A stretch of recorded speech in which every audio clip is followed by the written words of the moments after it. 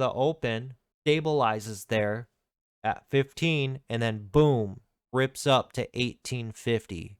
So real quick again, RDBX, remember this pattern here.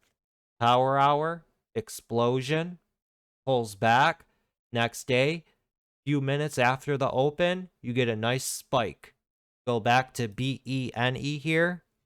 Zoom in on this right here. Boom. 1500, 3 p.m. Power hour. Explodes to the upside. Crumbles, falls apart. Next day, goes into the open, stabilizes. Nice $1 rip right there. That's perfect example in your face, straight to you guys, that these patterns happen over and over and over again. It's just all about getting a few of these under your belt, seeing them. Then in the future, you see it before it happens. You see the potential. You burnt these images into your head. So that's a perfect example. And that's where it really pays in this game if you have a really good memory.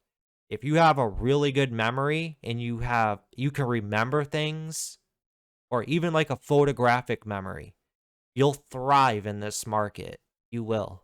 Everybody's out here all looking for patterns. That's all they're doing, is looking for patterns. So that's a good example there on BENE.